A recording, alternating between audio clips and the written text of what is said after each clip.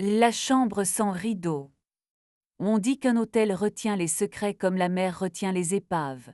Ça finit toujours par revenir à la surface, tôt ou tard, avec du sel sur les lèvres. Je dirige un petit établissement sur la côte, entre la gare et le port. 18 chambres dont 4 avec vue des balcons fragiles qu'on dirait posés sur l'écume. Je m'appelle Claire, et j'ai appris à reconnaître un mensonge au bruit qu'il fait quand il passe la porte, un rire trop rond, un sac porté trop haut, un parfum qui s'invite avant le corps. J'accueille, je note, je souris, j'ai long. Luc, mon mari, est architecte. Il dessine des maisons qu'il n'habite pas, des rêves qu'il laisse aux autres. Nos rendez-vous se sont déplacés avec les années, de nos draps aux cartes, des cartes aux calendriers, des calendriers où on verra. Il m'appelait des parkings d'aéroports, me parlait de façades en verre, de concours, de budget. Moi, je lui répondais nuages, linge propre, réservation. Nous étions devenus efficaces, peut-être trop. Tout a commencé un jeudi de fin de saison, quand la ville se vide sans prévenir. Une pluie très fine s'était mise à border les toits, à rendre le trottoir lumineux comme la peau après la mer. J'ai posé la main sur le marbre du comptoir pour sentir le froid. J'ai regardé l'écran des arrivées. À 17h40, quelqu'un a poussé la porte en la tenant du bout des doigts, comme on entre dans une chanson. Il s'appelait Sacha, photographe à mi-temps et à temps perdu selon ses propres mots. Un sac souple à l'épaule, un appareil glissé. Ça vous va? Ai-je demandé par politesse. Il a souri avec un coin de bouche qui se gardait du théâtre. Parfait, a-t-il répondu et j'ai dû détacher mes yeux. Il a traversé le rôle comme une promesse qui ne s'adresse à personne en particulier. J'ai resserré mon chignon, j'ai repris ma respiration. Le téléphone a sonné, Luc, pour ce soir tard, et peut-être demain, ne m'attend pas. J'ai posé le combiné et la pluie dehors a décidé de s'appliquer. La première alerte est venue d'un détail ridicule. Une écharpe fine, mauve comme une figue pas mûre, oubliée dans l'escalier de service. Je l'ai déposée à l'accueil dans la boîte des objets perdus en me disant que ce n'était rien. Le lendemain, une femme est passée la prendre. Elle s'est présentée d'une voix claire, Nora, je suis venue pour l'écharpe. On m'a dit et personne ne lui avait rien dit, et pourtant elle savait. Elle a glissé les doigts sur la laine puis m'a regardé. Ses yeux n'avaient pas besoin d'être beaux pour être dangereux, ils l'étaient quand même. Ce soir-là, Sacha est descendu vers 22h, un carnet dans une main, la fin dans l'autre. Vous avez quelque chose à grignoter? J'ai sorti du frigo du fromage, du pain encore tiède, 2 tomates qui sentaient encore la serre. Nous avons partagé au comptoir en demi-debout comme les enfants fatigués après une fête. Il parlait lentement avec ce respect pour le silence qu'on se qu'il aime. Il m'a montré 3 images, des balcons nus, un parapluie oubli, la trace d'un baiser sur la vitre d'un abribus. Pas le baiser, ça. Luc a envoyé un message tard, encore retenu, désolé, rentre pas trop tard chez toi. Chez toi, comme si l'idée d'un chez nous avait eu besoin d'être reposée au frais. J'ai avalé ce petit nothing avec mon dernier morceau de pain. Sacha a glissé une pièce sur le comptoir. C'est pour l'audace de vos tomates. Nous avons ri et j'ai su que je rirais encore. Les jours suivants ont avancé à pas de velours. Je dormais peu, j'entendais la mer respirer comme quelqu'un d'inquiété, j'entendais des pas dans les couloirs avec la précision ridicule des insomniaques. Nora revenait, pas toujours avec une réservation, parfois simplement pour un café au lait en fin de matinée, l'arrêt de ses cheveux trop parfaite pour être accidentelle. Elle me disait des choses qui ressemblaient à des confidences, mais mesuraient leur propre poids avant de tomber, qu'elle travaillait entre 2 villes, qu'elle préférait les échéances qui. Un après-midi, en rangeant notre petit bureau, j'ai trouvé une facture pliée en 4 sous le tapis de souris. Un restaurant du port de couvert, une bouteille pas timide. La date le jeudi où Sacha était arrivé, la signature la sienne avec un trait qui n'appartient qu'à lui. Ce n'était rien évidemment. Les gens d'ici s'invitent, se reçoivent, se remercient. Ça n'avait rien à faire là. Je me suis retournée vers la fenêtre et j'ai vu mon reflet me regarder. J'y ai lu exactement ce que je refusais de dire. L'addition n'était pas le problème. Le soir, j'ai proposé à Sacha de le conduire au phare. Si ça l'inspirait, nous y sommes allés à l'heure où la ville se tient entre 2 lumières. Le vent sentait la pierre mouillée, la désobéissance douce. Il m'a photographié sans me demander de loin de dos en laissant mes bras expliquer au monde que je ne savais plus où les poser. Tu es belle quand tu hésites, a-t-il dit. Le tutoiement est venu sans prévenir, je l'ai accepté comme on accueille un courant d'air chaud. Et toi tu es dangereux quand tu es tendre, ai-je répondu. Il a ri sans se dé. La nuit qui a suivi m'a offert un rêve rare chez moi. Luc entrait dans l'hôtel mais ses pas ne faisaient pas de bruit, et j'étais sûre qu'il avait ôté ses chaussures sur le tapis pour ne pas me réveiller. Il montait l'escalier, celui de service, et je le suivais sans bouger, comme on suit une musique qu'on a écrite autrefois. La porte de la douce s'ouvrait, le store était baissé mais la couture de lumière passait. Je me réveillais avec la sensation d'avoir perdu quelque chose que je n'avais jamais possédé. Le matin, j'ai changé les draps de la douce moi-même. Je ne fais presque jamais ça, mais les gestes familiers me tiennent quand les idées flottent. Sur l'oreiller, j'ai trouvé un cheveu qui n'était ni le mien ni celui de Sacha, trop blond, trop droit, trop décidé. Une odeur, pas un parfum, une trace de peau mélangée traînait près de la fenêtre. J'ai ouvert grand. Le vent a nettoyé, mais rien ne disparaît tout à fait de ce qu'on a manqué. Je n'ai pas tendu de piège. Je n'ai pas joué au juge, je n'en ai ni le goût ni l'habileté. J'ai décidé une fête, le mot n'est pas exact, mais je n'en trouve pas de meilleur. Un dîner des couchers de soleil, comme j'en organisais au début quand j'avais la naïveté si utile des commencements. Table d'or, guirlande lâche, vin à hauteur de voix, musique qui tient la main sans tirer. Les clients étaient invités, les amis aussi, les passants qui osaient. J'ai épluché, j'ai assaisonné, j'ai goûté les tomates comme on interroge un témoin. Nora est venue dans une robe qui disait à tout le monde « Ce qui m'arrive n'est pas un accident ». Sacha portait une chemise blanche comme un drap frais, la manche retroussée jusqu'à ce qu'on voit le tendon, celui qui fait trébucher les regards.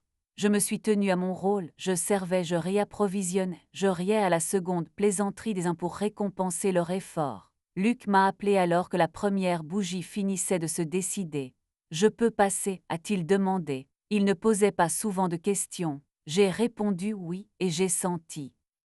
Il est arrivé quand les vers commençaient à se ressembler. Il a salué, a trouvé ma bouche, a effleuré ma joue de ses lèvres, a glissé son « tu es belle » de circonstance. Je l'ai entendu et j'ai pensé à tout ce qu'il ne me disait plus. Il a demandé un verre, ce que tu veux, et s'est planté près du buffet 2 minutes avant que Nora, comme par accident, ne vienne examiner les petites brochettes de melon. Ils se sont reconnus sans surprise. Ils ont eu ce mouvement d'épaule infime qui sert aux comédiens pour se donner la réplique avant le lever de riz.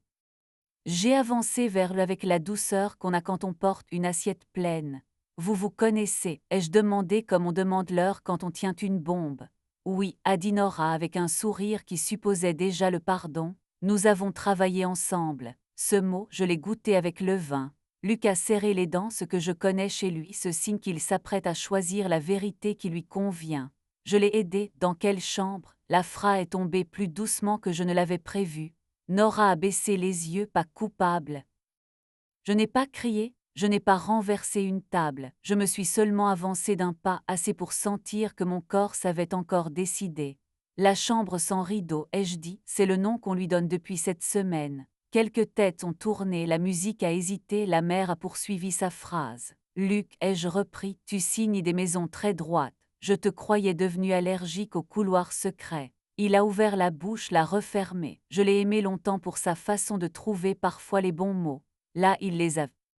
Nora a posé sa main sur la table près des verres. C'est moi, a-t-elle murmuré. C'est moi qui ai insisté pour les stores ouverts. J'aime la lumière qui ne demande pas la permission. Elle me regardait droit sans défier. Je l'ai reconnue d'un coup, pas une voleuse, une imprudente qui croit qu'on peut s'en sortir à la beauté. Je n'avais pas envie de la punir, j'avais envie de me choisir. Ce soir, ai-je indiqué, on dîne, on danse et on respire. Demain on vide la douze. J'ai levé mon verre et j'ai ajouté, à ceux qui ne cachent pas leur visage. Sacha a levé le sien. 2-3 clients ont suivi. La musique a repris. Luc est resté planté une seconde de trop, puis il a sorti son vieux talent, il s'est effacé avec grâce. Plus tard, la fête s'est détendue, le ciel avait la couleur de la promesse tenue. Sacha m'a rejoint près de la balustrade. « Je peux » a-t-il demandé avant de poser sa main sur le haut de mon dos, là où le tissu respire. C'était une question sincère. Je lui ai donné la permission avec mon épaule. Il a fait glisser sa paume sur ma peau comme on lisse un pli dans un drap. Mon corps a répondu avec cette gratitude sage qui ne demande rien mais accepte tout ce qui est bon. Nous n'avons rien exagéré. Il m'a embrassé au coin. À travers la vitre, j'ai vu Nora qui riait trop fort, comme on rit quand on veut recouvrir une honte. Luc n'était plus là. Je n'ai pas cherché à le rattraper. Je savais où il allait, quelque part où l'on croyait qu'on ne le regardait pas. La 12 l'attendait encore une nuit. Le lendemain, j'y ferais changer le matelas, pas par superstition, par hygiène de vie. Sacha et moi, nous n'avons pas consommé la nuit comme un verdict. Il est resté sur le balcon avec moi jusqu'à ce que les guirlandes deviennent plus belles que le ciel. Sa main s'aventurait parfois vers mon poignet, comme on se promène dans un jardin qu'on ne veut pas piétiner. Nous avons parlé de ces photos, de la façon dont il capture la seconde avant l'abandon, celle où l'on tient encore, celle qui fait plus mal et plus bien à la fois. Je lui ai confié des bribes, comment j'avais appris à faire mine de ne rien voir pour ne pas devenir. Quand tout a été rangé, quand les chaises ont retrouvé leur place, quand les verres ne sonnaient plus qu'entre eux, j'ai laissé la porte de la 12 entr'ouverte volontairement, pas pour guetter, pour fermer. J'ai pris la clé, je l'ai glissée dans une enveloppe, j'ai écrit dessus d'une écriture nette, fin de saison. Le lendemain, j'ai fait lessiver les murs. La lumière a trouvé une autre manière d'entrer plus franche. Luc a envoyé un message, puis un autre. Il a proposé des explications de ces ponts jetés entre des berges trop éloignées. Je n'ai pas refusé la conversation. Je l'ai fixé pour un dimanche à midi à l'hôtel dans ma salle à moi. Il est venu les yeux cernés d'une fatigue qui ne venait pas du travail. Il a dit qu'il m'aimait, je le crois, au passé simple et au présent confus. Il a dit qu'avec Nora, c'était le moment, cette expression que je déteste parce qu'elle abdique en beauté. Je lui ai répondu que ce qui m'avait blessé n'était pas. Sacha est resté 3 semaines de plus. Nous avons réglé notre désir comme une lumière, parfois plus, parfois moins, jamais au maximum, jamais éteint. Il m'a photographié encore de profil à travers un verre d'eau, en reflet dans la vitre de la réception. Je me suis redécouverte capable d'aimer l'idée de mon propre visage. Le jour de son départ, il a laissé sur le comptoir une photo, la seule qu'il ait tirée pour moi. Ma main posée sur la rampe de l'escalier, les veines comme une phrase, la bague tournée vers l'intérieur, la lue. Nora a envoyé une carte ridiculement élégante. « Merci pour tes tomates, disait-elle. Et pour l'angle de vue, je n'ai pas répondu. J'ai posé la carte dans la boîte des objets perdus pour rire avec moi-même, et je l'ai oubliée là. La vie n'a pas besoin qu'on s'occupe d'elle tous les quarts d'heure pour continuer. » Puis, la 12 a retrouvé des rideaux. Ils sont légers, presque transparents et pourtant ils savent protéger. Les clients me disent que cette chambre a quelque chose de plus. Je souris. Ils appellent ça charme, moi, j'appelle ça mémoire apprivoisée. Le soir, quand je ferme la porte, je passe ma main sur la poignée, comme on dit bonne nuit à un enfant qui a fait une bêtise mais qui a appris. Parfois, je monte sur le toit pour regarder les balcons. Le mien n'a pas la plus belle vue, mais il a la meilleure histoire, celle d'une femme qui a compris que l'héros. La mer, en bas, continue ses allers-retours, obstinée et tendre. J'ai cessé d'attendre qu'elle me rende des épaves. Je préfère ramasser les coquillages entiers, ceux qui bruissent encore. Et parfois, pas tous les soirs, pas tous les mois, je reçois un message, une photo d'un balcon ailleurs, d'une pluie très fine, d'une main sur une rampe. Sacha signe, j'étais là, je réponds moi aussi, c'est suffisant, c'est beau, c'est exactement la taille de mon cœur désormais.